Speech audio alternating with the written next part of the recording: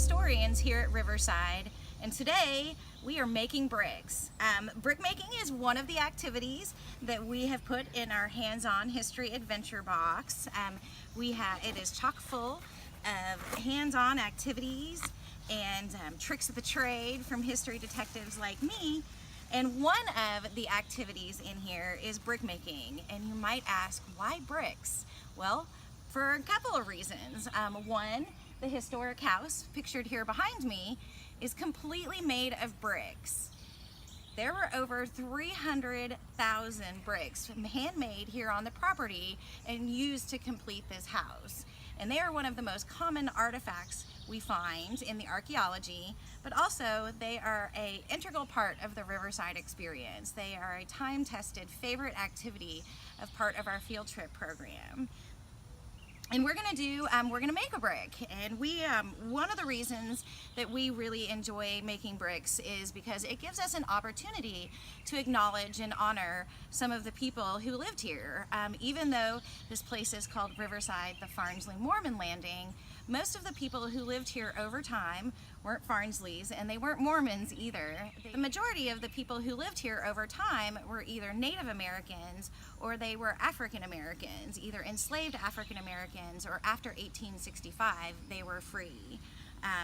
But it is the enslaved people that not only made the bricks, but also to help build the house. And we know one man in particular, Dave, was described in court documents as a master brickmaker, a brick mason. And so he would have more than likely been in charge of making all these bricks. And we're gonna do it a little differently than they did, but it's pretty similar. So you start off with your supplies. You'll have a ball of clay like this, and you'll have a little box. This is gonna be your brick mold, and usually for the bricks that the house was made out of, they would have had a big wooden brick mold. We have our little clay slicer, and we have a toothpick, and we'll show you what that's for at the very end. And to start off with, you'll take your ball of clay, and it's really important that you work it in between your hands. You make it nice and warm and soft and easy to work with.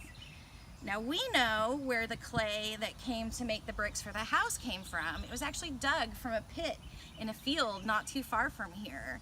And that clay was really hard to work with. So we actually use artist clay, which is much, much easier. But you wanna make it nice and soft, and then you wanna shape it into kind of a potato, kind of like this.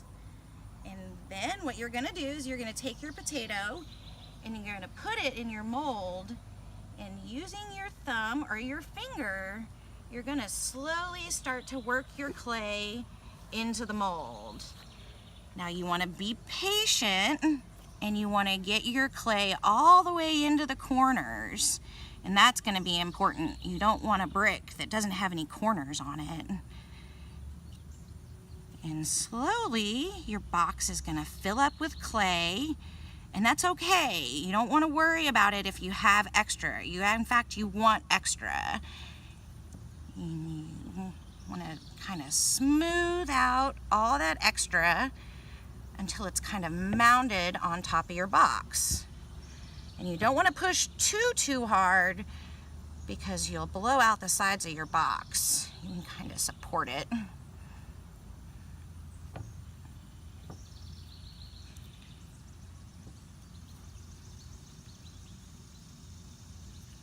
Going to end up with something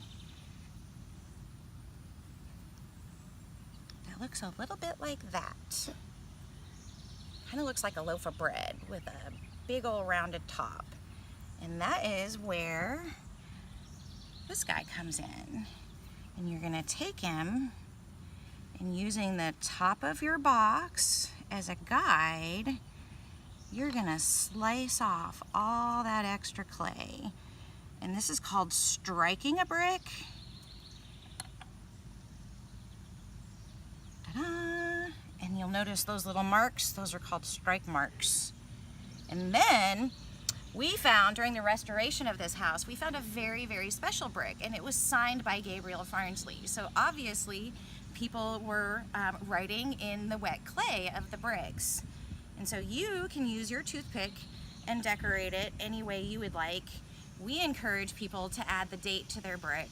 Although Gabriel signed a brick, he didn't put a date on it. And it would have been really helpful if he had dated his brick, because then we would have known for sure that the house was completed in 1837. And based on tax records, we believe that that's when it was finished. But if he had dated his brick, we would have known for sure. So we always encourage people to date their brick. And you don't have to press very hard. You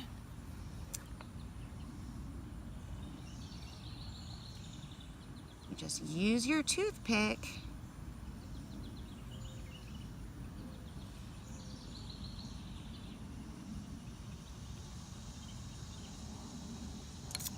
There you go. And in a couple days, your brick will start to dry and it will shrink up in your mold. And then eventually, after about a week, it'll just pop out. Now our bricks, your brick, this one, is not gonna be baked in an oven or fired. So it's gonna be what we call a green brick, which means that after it's dry, it's still not okay to leave it outside. If it gets too wet, it'll actually turn to mush. But we hope that you enjoyed this demonstration, and we hope that you come and visit us here at Riverside and that you take a tour, and feel free to grab one of our hands-on history adventure boxes to take home with you. You have a great day.